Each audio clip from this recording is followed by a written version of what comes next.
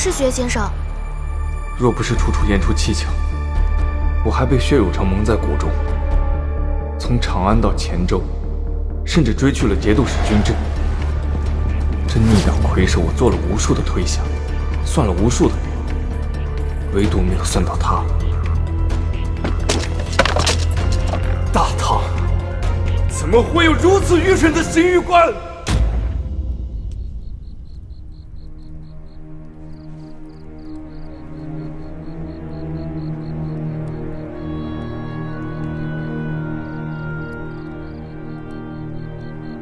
禀尚书大人，死者颈部勒痕深重，自前颈部斜向上，直于耳边，此乃自缢而死无误。行了，这里没你们的事了，去刑部衙门做个证吧。是。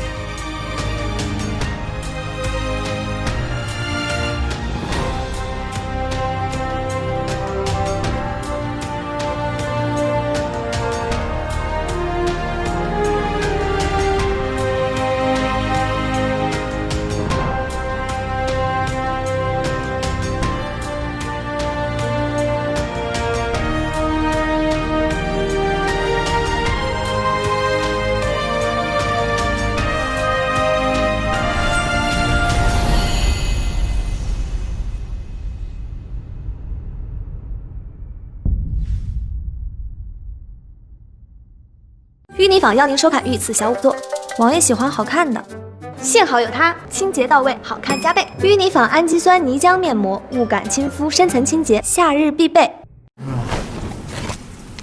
雀巢巴斯芳邀您观看御赐小仵作。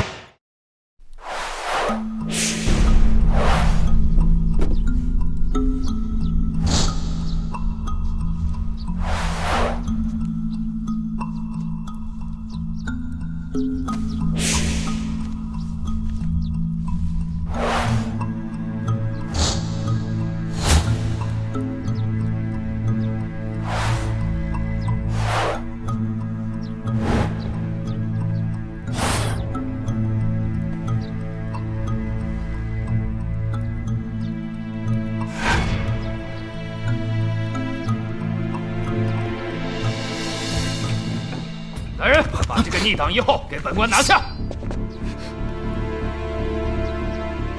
我就说嘛，这安郡王从哪里又找来了一个女仵作？果然还是你。安郡王素日里公正严明、光明磊落，如今却做出了欺君罔上之事。今日本官抓你去面见圣上，我倒要看看安郡王如何解释。拿下！韩尚书，本王何时欺君了？哼，安郡王，你来的正好。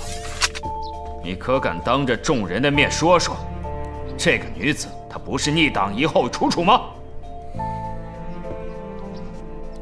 他是楚楚，但他也是本王门下的仵作。既然他是三法司的仵作，本王调用他，有何不可？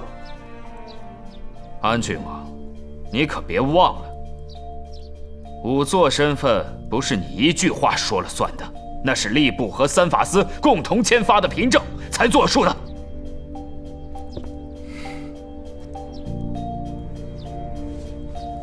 韩尚书说的可是这个？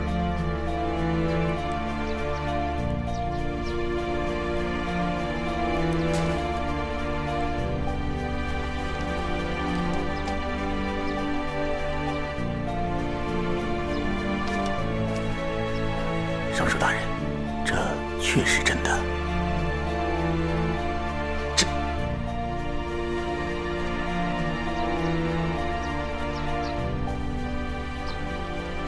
韩姬，本王一日执掌三司，就一日，还是你的上官。你若再出言不逊，莫要怪本王在你手下人面前不给你留情面。你。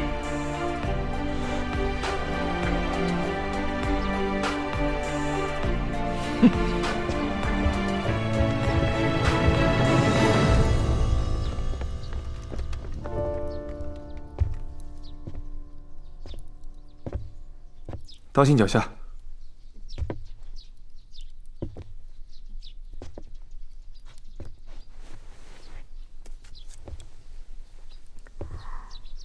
王爷，那吏部和三法司共同签发的凭证，你是什么时候拿到的呀？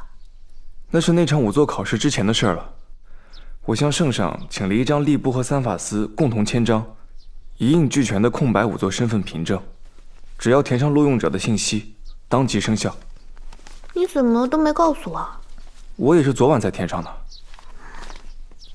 昨晚？我不是昨晚才决定要录用你的。我知道。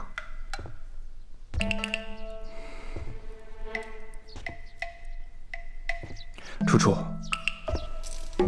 我迟迟没有填它，是想给你一个后悔的机会。你要知道，这是朝廷的文书，一旦填上，便不容更改了。我以前就说过，我从来没有后悔过，你还是不信我吗？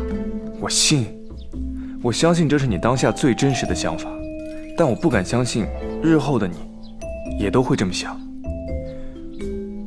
毕竟从没有人说过，在我手下当差是件高兴的事儿。我不希望用一卷文书困住你，我希望你是自由的，我希望你留在我身边的每一刻都是心甘情愿的。你说的有道理。不过，谁说被你录用了就得一辈子跟着你当仵作啊？那些成了亲的夫妻还能和离呢。我要是不想干了，就地辞呈回家呗。可以啊，但如果真有这么一天，我可不敢确定自己会舍得放你走。你只是一名仵作，而我是从一品郡王。我如果真的耍赖起来，你可是一丁点办法都没有。你都什么时候了，你还有心情逗我？西平公主到。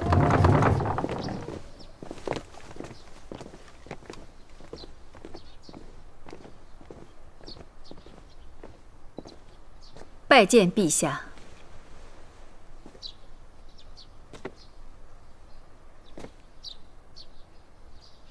熹嫔，你可知罪？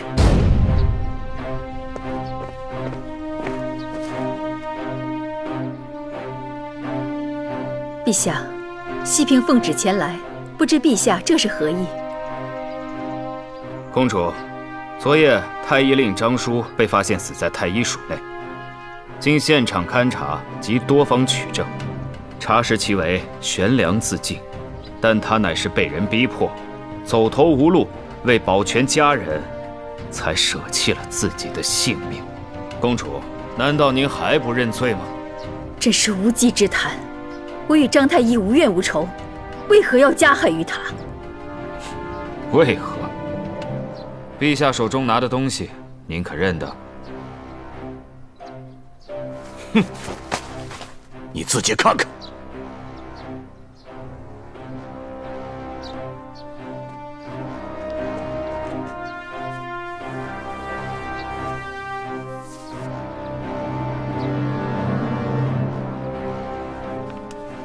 这是我的医案，自文宗朝起，章太医就一直为我诊脉，他手里有我的医案，这又如何？公主，可否借臣一用？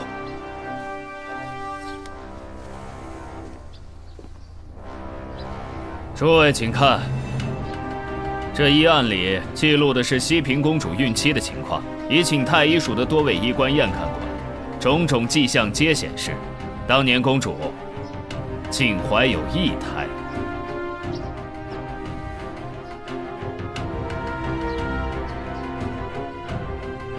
一胎要出事了。函上说，女子孕期连脉象都会虚虚实实，时有不准。当年我一胎诞下双生子，长安城人尽皆知。如今孩子都这么大了，你不信事实，偏偏要相信这一纸陈年医案。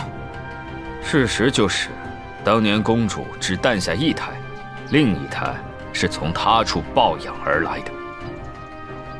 真是无稽之谈！我堂堂大唐公主，若想抱养一子，只管抱来养就是了，何必需要遮遮掩掩？因为你抱养的不是普通人家的孩子，而是文宗朝率众造反的剑南节度使陈英之子。一派胡言，一派胡言！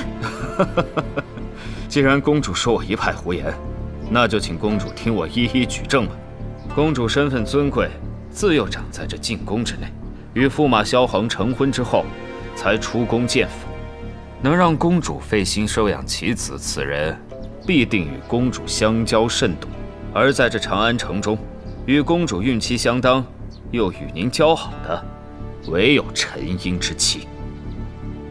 据卷宗记载，当年陈氏已怀有近8个月的身孕，得闻陈英之事后，大动胎气，未能生产，便血崩而亡。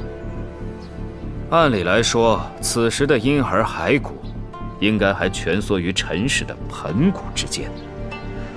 可是我派人连夜查看了棺中，发现婴儿的骸骨的确还在，但是却周身挺直，位于陈氏的双腿之间。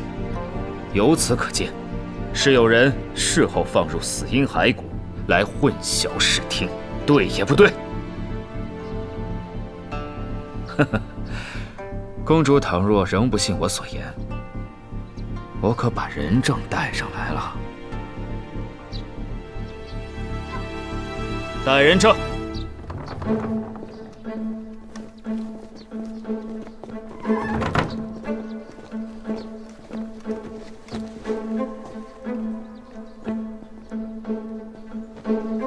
公主，您可认得此2人？抬起头来。这2人，年长者是旧时公主府的乳母，另一个是旧时公主府上的婢女。当年公主为了隐瞒自己抱养孩子之事，就把深知内情的这些婢女还有仆人们全都遣散出府，安置在扬州。但是公主您却留了一手，将他们的至亲之人扣押在府上，当作人质。这2人就分别有妹妹和儿子被扣在府上。时隔多年，他们思亲心切，又见到公主府2位公子皆已长大成人，便想向公主赎回亲人。万万没想到，却遭到了公主的拒绝，还险遭暗害。我没有。当年是他们自愿把孩子留在公主府的。当时那2个孩子年纪虽小，却聪明伶俐。他们把2个孩子留在公主府，也是图日后有个好前程。现如今，那2个孩子还在我府上，陛下可以把他们传来一问。他们既是公主的家仆，当然是会站在您这边了。证词不可用。公主见到两位突然回京，担心事情败露，于是便威胁了深知内情的太医署张太医。公主，你先是窝藏逆党夷后，再欺君罔上，又为了隐瞒真相，残忍地逼死了太医署的张太医。哼，如今人证物证皆在，公主，你还不认罪吗？熹嫔，你还有何话说？陛下，我没有害死张叔。另外，锦与锦离都是我的骨肉，除此之外，我无话可说。安郡王到。臣有话要说。臣萧景瑜拜见陛下。免礼。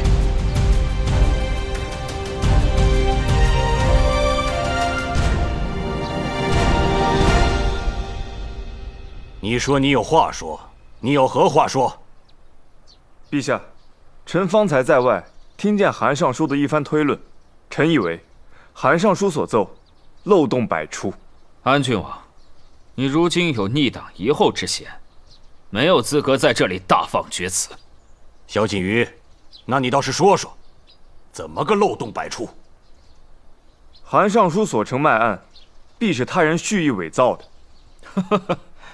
安郡王啊，安郡王，你可真是狗急跳墙啊！啊，连这等睁眼都说不出来的瞎话也都说出来了。你连这卖案都没见过，如何敢在这里言之凿凿啊？韩尚书可曾想过，张太医若真是走投无路，想以自尽保得家人平安，又何须将这卖案放在桌上，让你发现？他一死，必有人来搜查。若有人看到了卖案，怀疑公主，公主得知后再对他家人下手，他岂不是白死了？或许是这张太医想以此来令真相大白于天下。哼，笑话！张叔并非平头百姓，他一介太医令，面圣的机会比你我都还要多。他若真想告发什么事，岂用赔上自己的性命？陛下，臣请验看韩尚书所说的那卷卖案。韩姬，给他看看。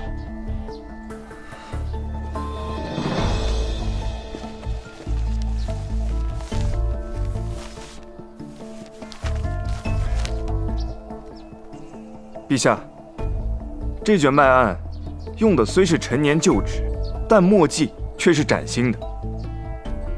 诸位大人，但凡看过账簿或登记册的都会知道，即便是同一个人，使用同一副笔墨书写，每日的字迹都会有细微的差别。但这卷跨期近1年的卖案，却是一气呵成。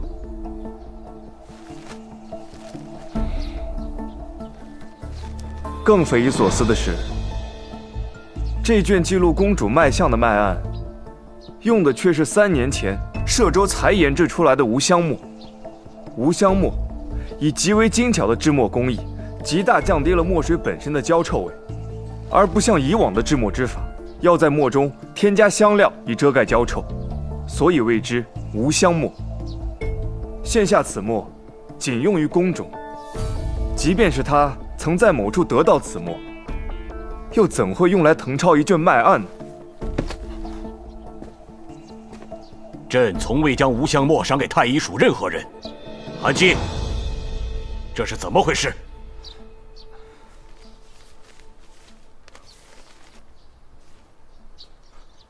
张太医又是怎么回事？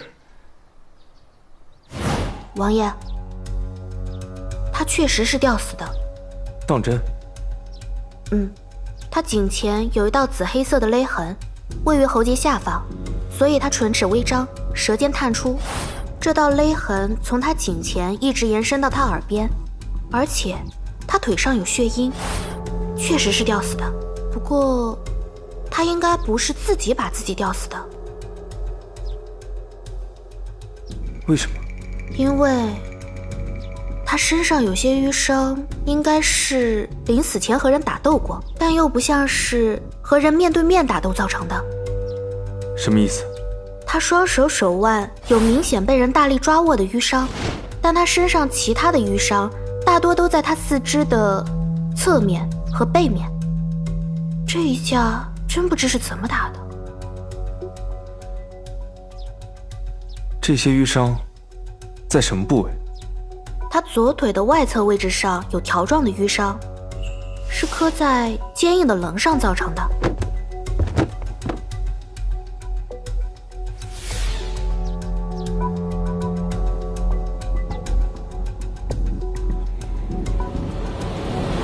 王爷，我们来试一试。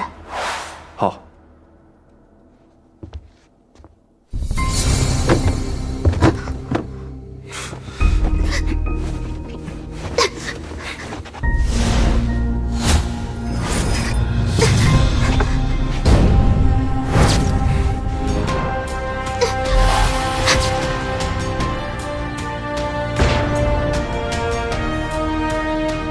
如此挣扎，是否伤处就会在四肢的背面或侧面？对，一定是这样的。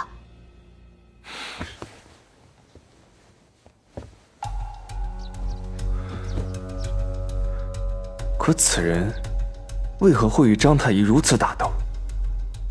张太医年逾60旬，又无功夫在身，一道重击将他制服并非难事，怎会费如此周章？我知道了，他是要先把张太医在床榻上捂晕过去，然后再吊在房梁上，这样看起来就和吊死没什么区别了。我在死者的鼻子里发现了一些白色的细絮，我还纳闷那是什么东西呢，原来就是棉被里的棉絮。他一定是在被捂住口鼻时奋力挣扎吸进去的。可是发现死者的人明明是看到死者当着他们的面踹凳子的。我听说他们发现的时候，死者还吊在梁上直晃荡呢。如果他真是这样被杀死的话，那2名发现死者的太医是不是就撒谎了呢？陛下，臣已查明，太医张叔之死并非悬梁自尽，而是被人用棉被捂至晕厥之后，悬吊于梁上而死。真是无稽之谈！当日太医署的2名医官亲眼见到，张太医自己踢倒了凳子，只不过他年迈体弱，才没能救得过来。当日是谁发现张叔上吊死的？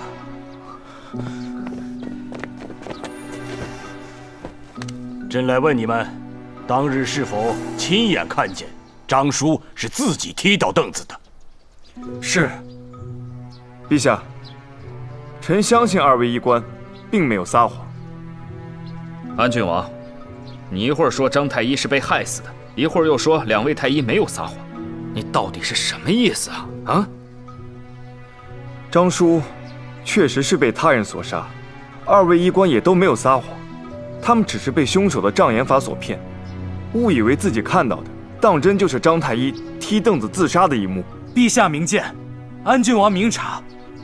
陛下，旁边这间屋子与案发之地一模一样，臣已将屋中布置为案发时的情形，还请陛下移驾亲自去看看，凶手是如何掩人耳目的。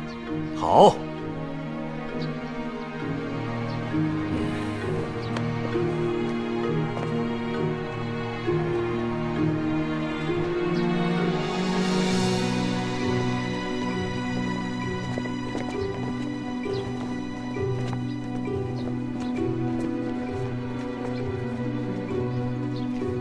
陛下，屋内已如死者被害之夜一般布置妥当，只要重演当夜2位医官发现死者的过程，便可真相大白。陛下，我来。2位医官，当日你们推门之前，这门扇可是如现在这般？正是。韩尚书，请吧。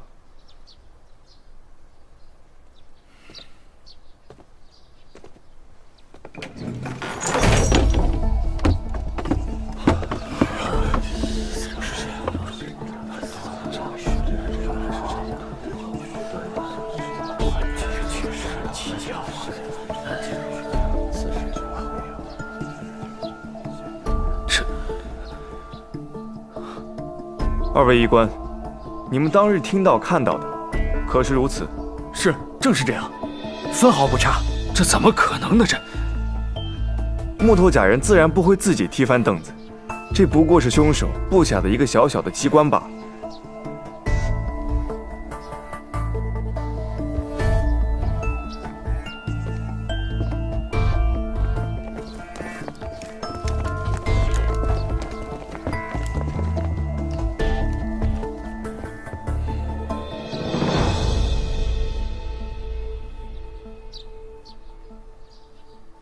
陛下，凶手五云张太医之后，就是用此绳做出了张太医自尽的模样。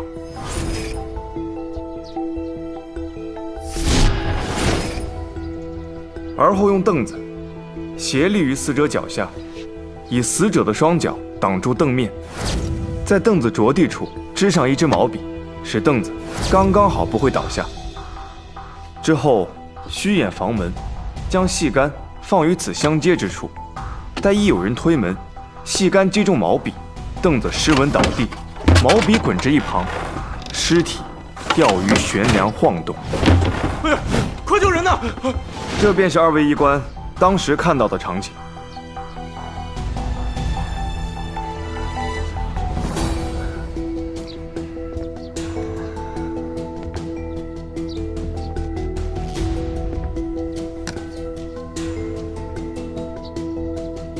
陛下，这便是刚才支在凳子底下的毛笔，而这一支是张太医屋中的毛笔。陛下仔细对比，能发现两支毛笔的尾端都有几乎相同的磨痕，笔锋分散形状也几乎相同。果真如此。现场散在地上的药材和药包，也都是凶手为了掩饰这一机关手法，故意散在地上，使得地上的毛笔和竹竿看起来不至于太过显眼。众卿，安郡王这番推断，你们可有何异议？臣无异议。臣也无异议。萧锦瑜，你既已知凶手是如何行凶的，可也知道这凶手是何人喽？凶手煞费苦心设下此局，但此局有一致命的缺点，就是凶手在布置完机关之后，只能翻窗离开现场。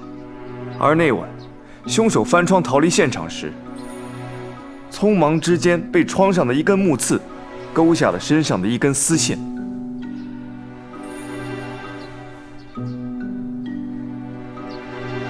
这好像是……陛下明鉴，这丝线正是来自宦官衣服的内衬。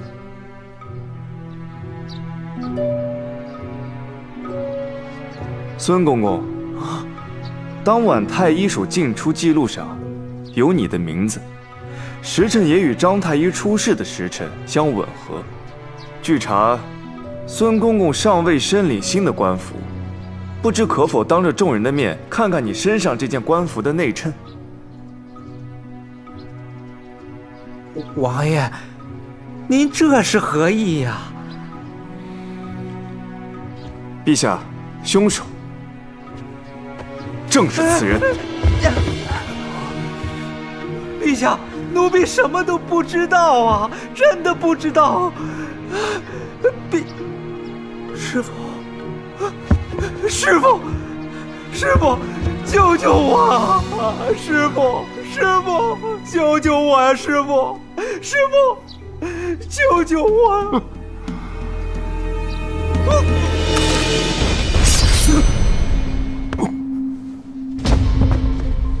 你大奴才，竟敢在御前行凶！哼！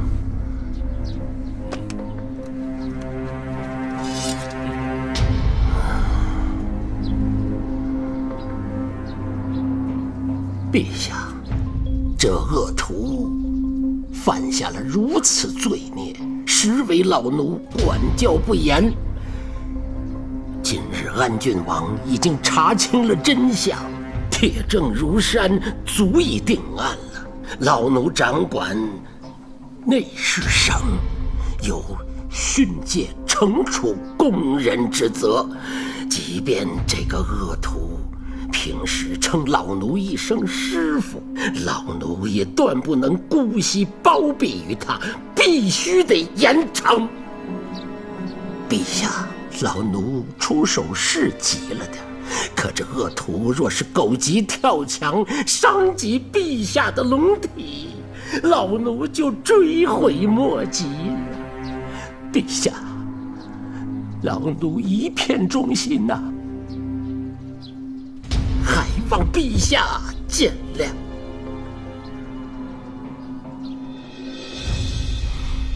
秦公公，你恐怕不是要惩处孙明德，而是怕再不杀他，他就会在惊惧之下供出你是如何想要利用张叔之死，给我母亲扣上一个窝藏逆党遗后、欺君罔上的罪名吧，从而提防我回京，携带铁证，揭露你们当年颠倒黑白、冤杀剑南节度使的罪行吧。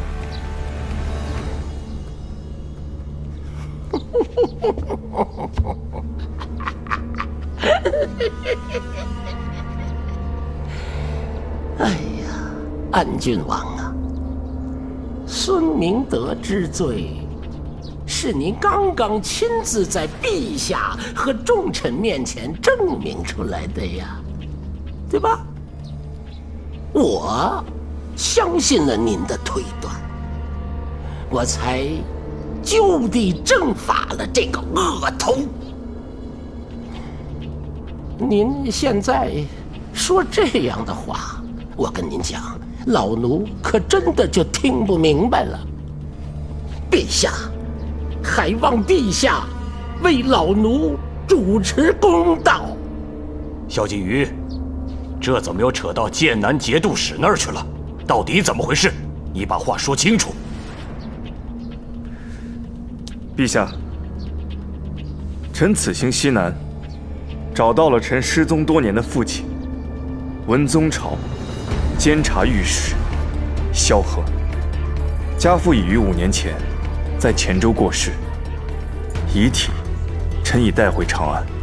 家父临终前留有证物，并且将当年遭遇的一切以反切法原理编制密语，书于他的遗言之中。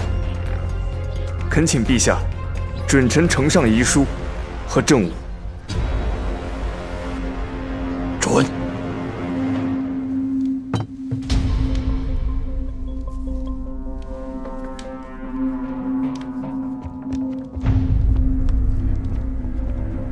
殿下，殿下，出事了！薛府的人全都不知去向。什么？兵部也打探不出任何消息。再就是那安郡王已回长安了。他能活着回来，那就说明是西南军中败了，兵败之事绝不可泄露。殿下，城中十分危急，应该尽早谋事啊！尽早谋事？本王谋事10余载，倾尽心力。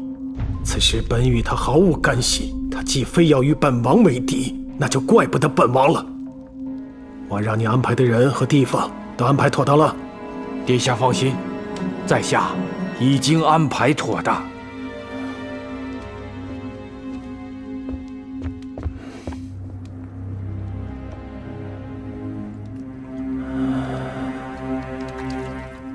萧锦瑜，你是我教出来的，你以为你逃得出我的手掌心吗？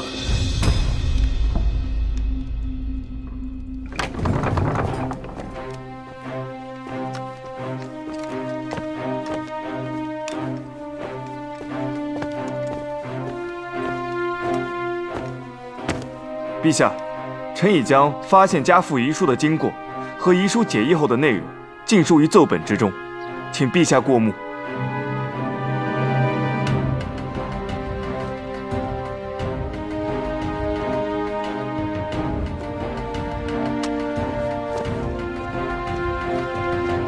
家父当年奉密旨前往西南，召剑南节度使陈英入京讨贼。陈英率2万余众，奉旨赶赴长安，却被宦官污蔑为反贼，惨遭伏杀屠戮。家父为正剑南节度使众人清白，携密诏拼死冲出重围，但因秦鸾一党，唯恐家父返京，揭露真相。多年来，一面在京中设下重重暗哨埋伏，一面派人平往西南搜捕追杀，使得家父至死都未能返京沉冤。臣此次赶赴西南，幸而循着家父生前留下的线索，找到家父临终前留下的遗书和种种证物，方才得知这数万钟鼓沉埋西南之地的冤情。臣恳请陛下重查此案，还剑南节度使陈英一众忠义之师以清白之名。秦鸾，陛下，老奴当年带兵奔赴西南，绞杀反贼，是奉了文宗皇帝的旨意，此事朝野皆知。当年西南事发之时，安郡王还没有出生呢。事情过去了这么多年了，他只是去了西南一趟，带回了一具陈年尸体和几件极易伪造的所谓证据。今天就在这儿混淆视听，颠倒黑白。安郡王恐怕是为了西平公主和自己脱罪，在巧言歪曲当年的事实。陛下，事关重大，请陛下明察。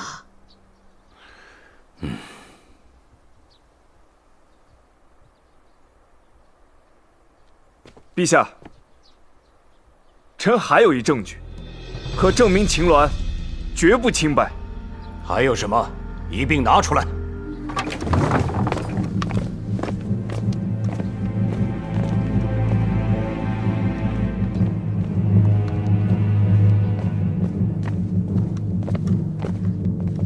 三法司仵作楚楚，叩见陛下。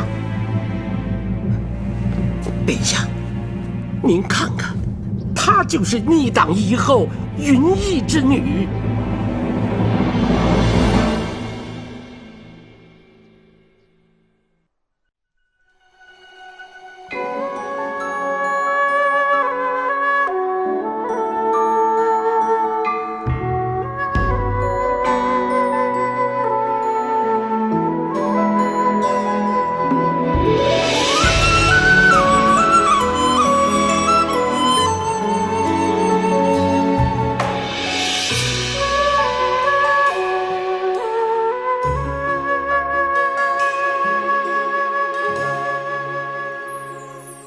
吹不散，剪不断，没遇见是对你的想念。月光寒，天色晚，尘世间冷暖，唯有你身边，拥抱让我眷恋。闭上眼，又相见，在耳边拂过你的发线。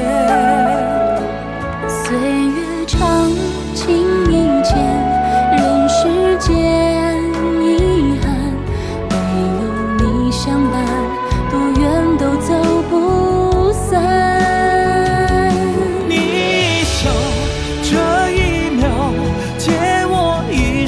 来守候，只为你牵挂着，此生未预留。人未了，情未了，终于为了你落脚，能借我一生来依靠。远方的此生的美好。